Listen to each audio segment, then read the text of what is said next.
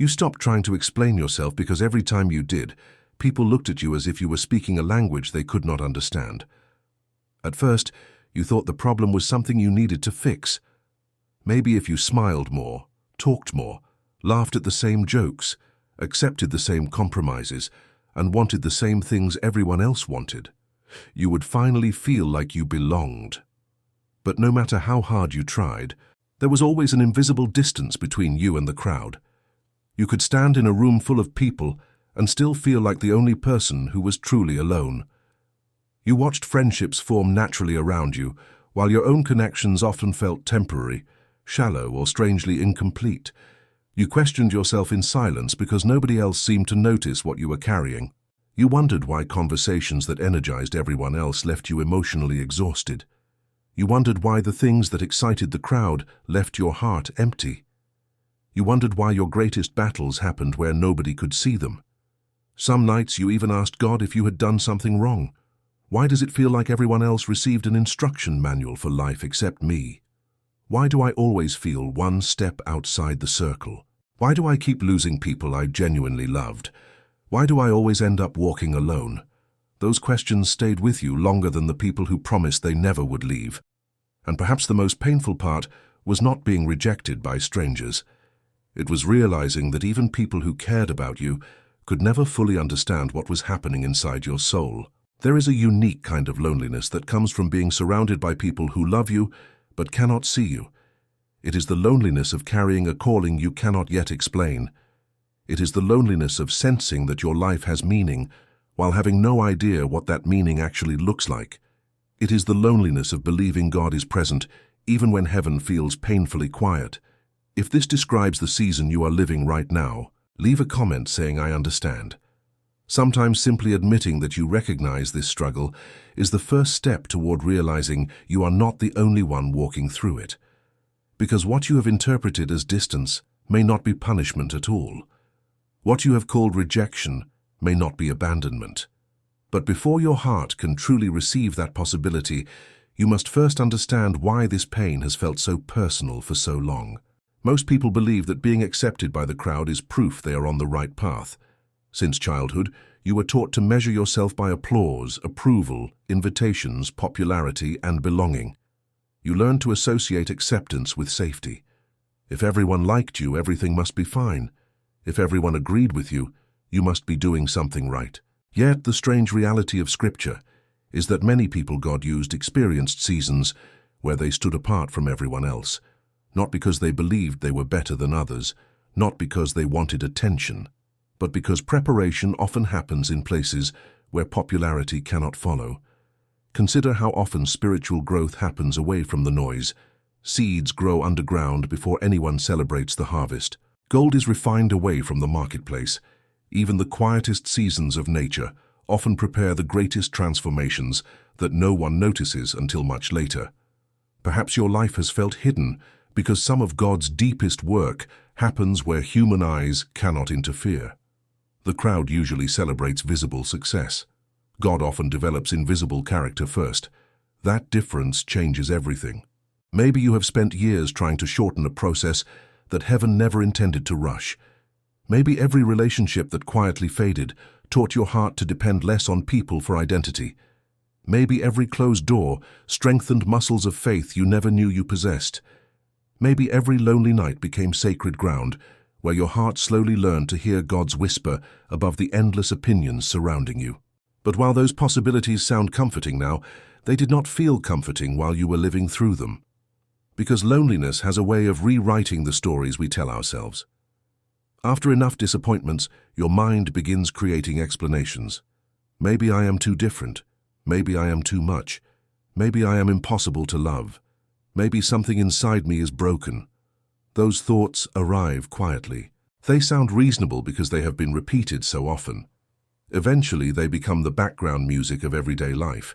You stop expecting people to stay. You stop expecting to be understood.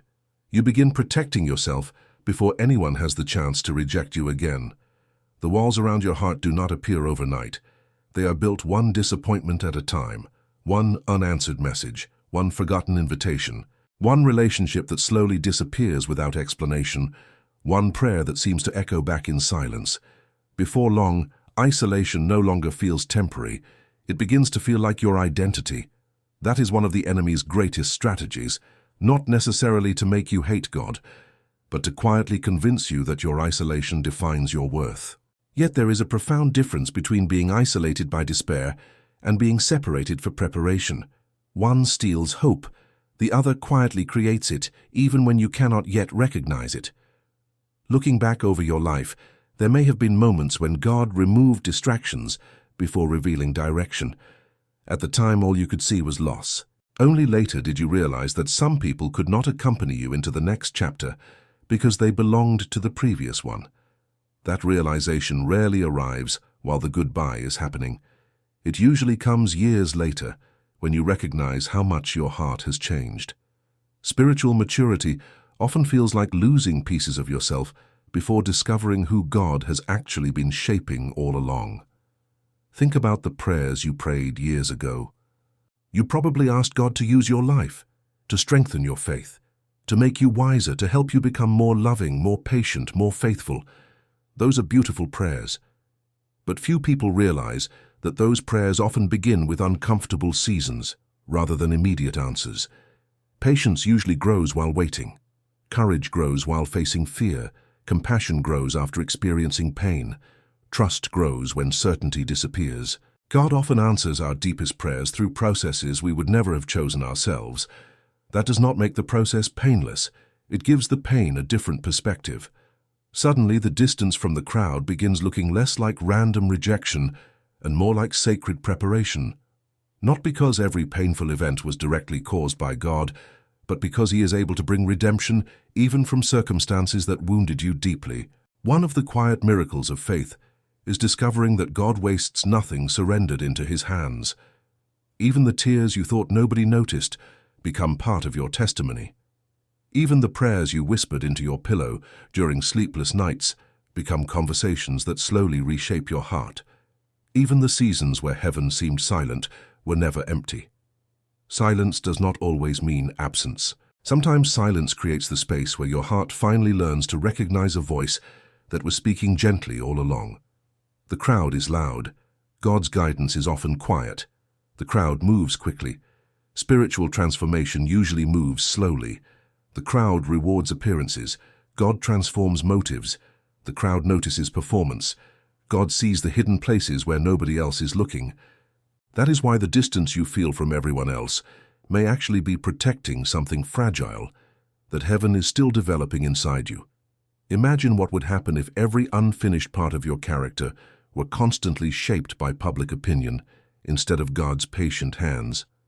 Imagine trying to grow while needing everyone else's approval every single day. Many dreams have died because people chose acceptance over obedience. Many callings were abandoned because loneliness felt too expensive. Yet throughout history, some of the deepest spiritual transformations began when people stopped chasing the crowd long enough to discover who they truly were before God. That discovery is rarely dramatic. It usually unfolds through ordinary days that seem insignificant while you are living them. One quiet prayer, one difficult decision, one act of forgiveness, one moment of choosing hope again after disappointment. These small moments become the foundation of a life that no longer depends on applause to remain faithful. If this message is helping you see your own story differently, share in the comments one lesson that this season of distance has already taught you. Your experience may become the encouragement someone else desperately needs today, because there is another truth still waiting beneath everything we have explored so far, and it may completely change the way you see your loneliness. What if the greatest danger was never that you were too far from the crowd? What if the greater danger would have been losing yourself inside it before becoming the person God was patiently shaping you to become? That question deserves an honest answer, because the journey becomes even deeper from here. There comes a moment when you stop asking why everyone keeps walking away and begin asking a far more uncomfortable question. Who am I becoming because of this? That question is difficult because it shifts your attention away from the people who left and toward the quiet work taking place inside your own heart. Most of us naturally measure life by what we have lost. We remember the conversations that ended, The friendships that slowly disappeared, the invitations that stopped coming, the relationships that seemed full of promise but somehow dissolved into silence. We replay those moments over and over, wondering what we could have done differently. We imagine alternative versions of our lives where we said the perfect words, made fewer mistakes, or somehow became easier to understand. But while your mind has been trying to rewrite the past, God may have been writing something entirely different in the present. There is a difference between being lonely because life has become empty and being alone because your soul is quietly being transformed. The outside can look almost identical, while the inside is becoming completely different. This is why some of the most important seasons in your spiritual life may have looked, from the outside, like nothing was happening at all. You woke up. You prayed. You went to work. You came home. You wondered if God had forgotten you. You cried without telling anyone. You smiled when people asked how you were doing because explaining the truth felt impossible. Day after day looked the same. Yet every one of those ordinary days was slowly shaping a heart that would not have existed without them. Transformation almost never announces itself while it is happening. It reveals itself later, when you suddenly realize you no longer react the way you used to. The situations that once shattered your peace no longer have the same power. The opinions that once controlled your emotions no longer determine your identity. The rejection that once convinced you that you were unworthy now reminds you that your value was never meant to depend on human acceptance in the first place. That realization is not something you force. It grows quietly, almost unnoticed, like dawn replacing darkness while everyone is asleep. Think back to the version of yourself from several years ago. You probably believed that if certain people stayed in your life, everything would finally feel complete. You attached your hope to relationships, opportunities, recognition, or dreams that seemed absolutely essential. Then some of those things disappeared. At the time, it felt like your future disappeared with them. Yet here you are, still standing, still breathing, still seeking God, still carrying hope, even if it feels smaller than before. That alone tells a story. It tells the story of a God who has quietly sustained you through seasons you never imagined surviving. You may not feel strong, but strength is often measured by endurance rather than emotion. Sometimes the strongest person in the room is simply the one who refused to stop trusting when nothing made sense. That kind of strength cannot be purchased, borrowed, or taught in a single moment. It is formed one faithful day at a time. The crowd rarely notices this kind of growth because it happens beneath the surface. People celebrate visible victories, but heaven often celebrates invisible faithfulness. Every time you chose kindness after disappointment, something inside you changed. Every time you prayed instead of surrendering to bitterness, something inside you grew. Every time you forgave someone who never apologized, your heart became freer than it had been before. Those moments may have felt small, but they were never insignificant. They were shaping the kind of character that cannot be produced through comfort alone. We often ask God to change our circumstances when He is patiently changing us within those circumstances. That does not mean your pain was good. It means God is able to bring good through it. There is an important difference. Scripture never invites us to pretend suffering is pleasant. Instead, it continually points toward the possibility that suffering does not have the final word. Redemption does. Hope does. Grace does. That is why your present season should never become the definition of your identity. You are not simply the person who was overlooked. You are not simply the one who feels disconnected. You are not simply the one who never fit in. Those experiences describe parts of your journey, but they do not define the person God is forming. Too many people begin introducing themselves through their wounds. They unconsciously build their identity around what happened to them, instead of around who they are becoming. The longer they carry pain, the more impossible it feels to imagine themselves without it. But healing begins when your story becomes larger than your suffering. Imagine someone planting an oak tree. For years there is very little to admire. The growth appears slow, the roots are invisible. Passers-by might even wonder whether anything meaningful is happening. Yet beneath the soil, the tree is developing the very structure that will allow it to survive storms for generations. Had it rushed upward too quickly, its roots would never have been strong enough to support its future height. Perhaps your life has felt hidden because your roots are still being strengthened. Hidden roots are not wasted roots. They are essential roots. The same is true of your faith. Every unanswered question has driven your roots deeper. Every delay has forced your trust to mature beyond easy answers. Every lonely prayer has quietly expanded your dependence on God's presence rather than human reassurance. One day you may look back and realize that the very season you begged God to end became the season that gave you the deepest foundation you have ever known. That does not erase the tears. It gives them purpose beyond what you could see while you were crying them. Maybe someone watching this has spent years believing that being different is evidence that something is wrong. You have always noticed things other people ignored. You have always felt deeply when others moved on quickly. Crowds drained you instead of energizing you. Surface conversations left you longing for something more meaningful. You often felt as though your heart was searching for a home it could never quite find in this world. Rather than assuming those feelings automatically mean you are spiritually set apart, consider them as an invitation to seek your identity more deeply in God than in social acceptance. Every person is unique, and seasons of feeling different can become opportunities to grow in wisdom, humility, compassion, and trust.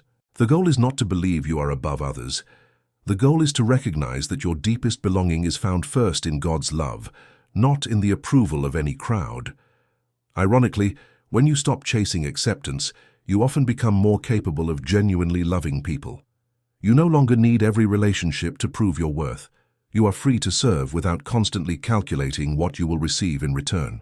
You are free to encourage others without feeling threatened by their success.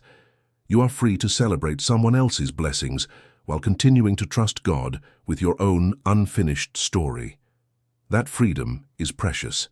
It cannot be manufactured. It is born through surrender. If these words reflect the work God has been doing in your own heart, leave a comment describing one way you have changed during this difficult season. Someone reading your testimony may discover hope because of the honesty you choose to share. The journey is not over yet. In many ways, the deepest lesson is still ahead. Because there is one final truth that many people never discover until much later.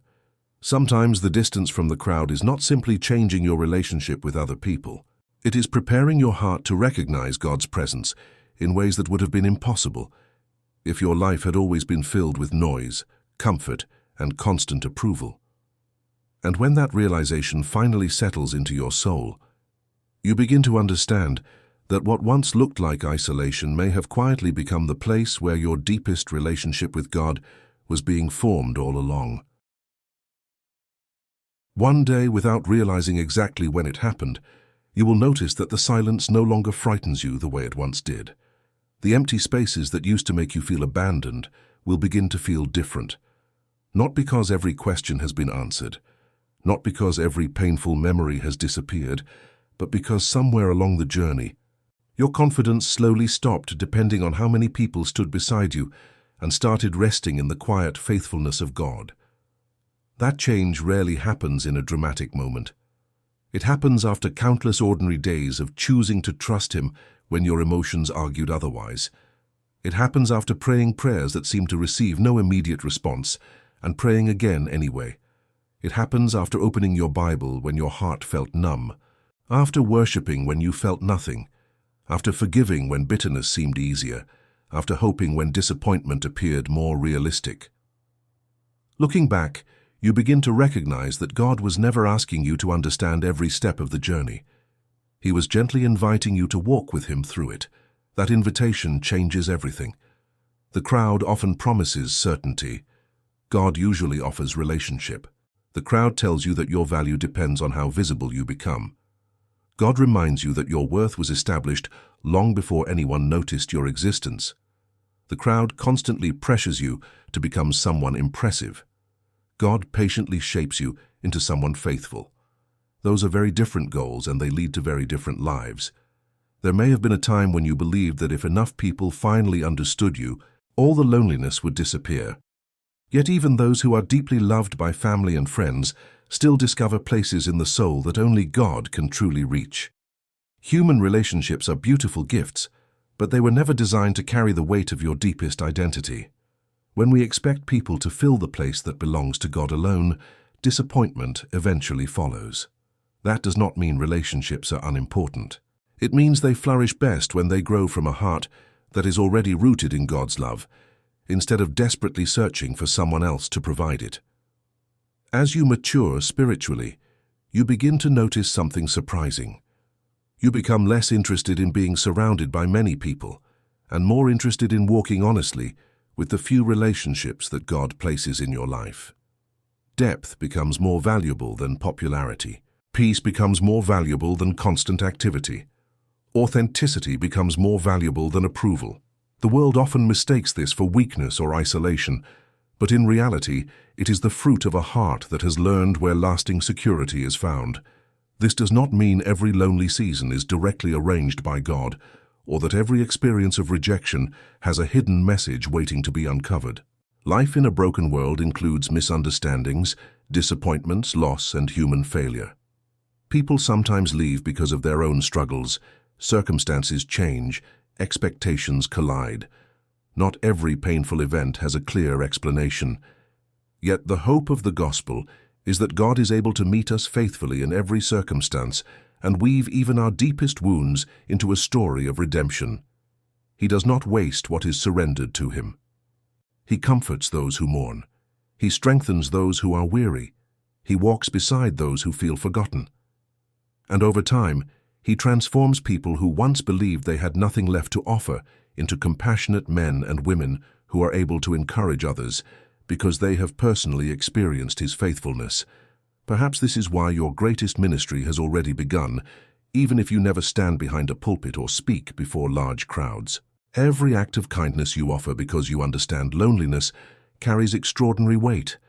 Every encouraging word you speak to someone who feels invisible reflects the comfort you yourself have received. Every patient conversation with a hurting person becomes evidence that your suffering did not have the final word. God often uses healed wounds to bring healing to others. The places where you once felt weakest become the very places where compassion grows strongest.